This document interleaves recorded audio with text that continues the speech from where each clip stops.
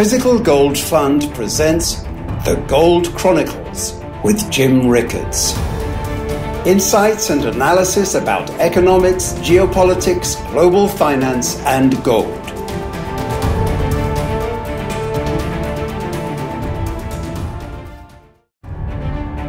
Welcome to part 2 of the latest podcast from the Gold Chronicles with Jim Rickards, presented by Physical Gold Fund. Well, let's head over to Europe for a moment, Jim. I'm curious to read that German investors are, and I quote, piling into gold. Allowing for media hyperbole, our European friends do seem to have discovered a new enthusiasm for the yellow metal, with reported purchases up 20% in the last quarter. What do you make of this? Completely surprising, John. I'll tell you why. Whenever I'm asked about exchange rates or the price of gold or the value of the dollar, is the dollar going up or down, gold going up or down, or whatever, I always respond with a question. My question is, compared to what? In other words, if you want to know the price of something, you have to say, well, what's your numeraire? Numeraire is a fancy French term for your counting system or your numbering system. How do you measure things? So U.S.-based investors are looking at gold. Today it's around $12.20 an ounce, give or take. It's shown a little bit of strength lately. And what's interesting about gold in dollar terms, I'll come back to Germany in a second, but just in dollar terms, I mean, this thing, it's got like a 5 or 6 or 7, like a septuple bottom here. I mean, gold has gone down to the, let's call it the 1130 to 1180 range, I think 6 or 7 times in the last 3 or 4 years. Every time it's bounced back, and it's showing enormous resilience. So I think a lot of people are frustrated that gold hasn't gone higher, but I'm extremely encouraged by the fact that it hasn't gone lower, considering what's happened to oil prices, iron ore prices, commodity prices, the price of a lot of other things, deflation, negative interest rates. You look around the world, you see a massively deflationary world. Gold has bounced off the bottom, but it's actually shown a lot of strength. So I think that's a good sign going forward. But right now, gold is a little bit stronger in dollars, and that's good for dollar investors. But you have to remember that the euro in the past year has dropped from, round numbers, around $1.30 to $1.05, and then it's bounced back. The euro right now today is a little closer to $1.13. As recently as about 2 months ago, it was down around $1.05. Well, if you're looking at gold, not in terms of dollars, but in terms of euros, gold has skyrocketed. In other words, for the European investor, the German, the Italian, the Spanish, the French investor, Americans are looking at gold saying it hasn't done much, but Europeans are looking at gold saying, man, it's up 20, 30% because, well, the euro is down. In other words, the euros per ounce that you need to buy an ounce of gold are up 30% or so because the euro has come down so much. So counting in dollars, it hasn't done a lot, although it is up a little bit lately. But counting in euros, gold has skyrocketed. So for the European investor, they're looking around saying, well, Greece is a basket case as usual, no news there, but that could be enormously disruptive to the euro. There could be a financial panic in Europe. If I'm counting in euros, gold is up, as I say, 25% or so. So I want to get some gold. It's perfectly sensible. It's a way to get, and also remember, Europe does have negative interest rates. We talked earlier in the call about the possibility of negative interest rates coming to the U.S., and that's part of the reason for the the war on cash. Well, Europe's already there. They have negative interest rates in Europe. So between no interest on your savings, gold going up a lot in euro terms, which it is, and all the geopolitical risks around from Greece and Ukraine and Russia and Putin and elsewhere, gold makes a lot of sense. And I think it makes sense anyway. I don't wait for difficult times to buy gold. I like to buy gold, on a consistent basis, get up to the right allocation and stay there. But I do think it makes a lot of sense for the Germans. So I'm not really surprised to see it. Now what's going on, though, is that the euro is starting to bounce back and the dollar is getting a little bit weaker. That's because it's becoming very apparent that the U.S. economy is falling off a cliff. I mean, the U.S. economy for the first half, so January 1st to June 30th, 2015. Of course, we're still a month away, 5 weeks away. We haven't completed that period.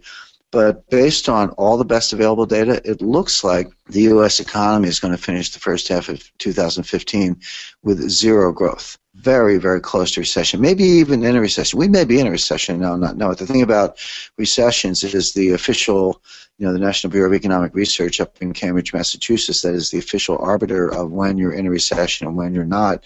They don't make those decisions until months and sometimes a year or more after the fact. So, they're being careful, and they really care more about the history books and the record books, and that's fine for a bunch of academics, but we all have to deal in real time in the real world, and we could be in a recession right now. If we're not, we're close enough, as the expression goes. We're pretty close to zero growth for the first half. It's going to be impossible for the Fed to raise rates. Now, I've said that all along. I said it in 2014 that they would not be able to raise rates in 2015. All that's happening is the perception of the rest of the world, including the Federal Reserve, is starting to catch up with that forecast. But as I say, there's just no growth at all in the United States right now. So the Fed can't raise interest rates, but we've had a strong dollar for the past couple years based on the expectation that the U.S. would raise interest rates, going all the way back to May 2013. That's when Bernanke members started hinting about taper. They didn't actually start the taper until December 2013. They didn't actually finish the taper until November 2014. And then they're still, talking about raising rates at in the minutes of the FOMC meeting, removing the word patience. We saw that in March, et cetera. I mean, this is now the second anniversary of the taper tantrum. May 2015 is the second anniversary of the beginning of the taper tantrum when Bernanke first started talking about taper. Well, so they've been setting us up for 2 years to let us know that they're going to raise rates. Guess what? They can't raise rates. They can't. They're stuck because the economy is in awful shape. It's actually in worse shape now than it was. They were going to raise rates. They should have done it in 2013 when the economy still had legs, but it doesn't now. And so it's almost impossible for them to raise rates, or if they do, you're going to see a bloodbath in markets. But because the markets thought they were going to raise rates, and that made the dollar stronger, and now everyone's discovering that the Fed cannot raise rates, that's going to make the dollar weaker, which should be very good for the price of gold. Because when gold hit an all-time high, when was the all-time high for gold? Well, it was August 2011. Gold came in around $1,900 an ounce. Where was the dollar in August 2011? It was at an all-time low. The all-time low for the dollar corresponded almost exactly with the all-time high for gold. That's not surprising because they're just two forms of money, and as I said earlier, it's like the seesaw. If one's down, the other one's up. So with a weaker dollar, I would expect to see a stronger price of gold for that reason alone. Now, there are other reasons to own gold. There are other reasons why gold could be going up from here, but one of them is this weaker dollar based on a weak economy, based on the fact that the Fed can't raise rates. So it's a good example, John, of how everything's connected. I realize in the course of answering this question, I've kind of digressed from the euro to Germans buying gold to the dollar to the currency wars to gold possibly going higher in the United States and Fed interest rate policy, et cetera. But these aren't really digressions. The fact is they're all connected, and I think as an analyst you have to kind of see how one thread runs through them all. Well, let me follow the thread one step further before I turn this over to Alex for questions from our listeners, because here's another possible reason for owning gold. Goldman Sachs just released a report suggesting that 2015 could be the year of so-called peak gold. We're familiar with the phrase peak oil, and now we're hearing about peak gold. That's the point where new discoveries of underground gold begin a permanent decline. Do you take this report seriously, and if so, what are the implications? Well, I'm not an expert on mining output or geology, and I don't want to pretend otherwise. I think about gold as money.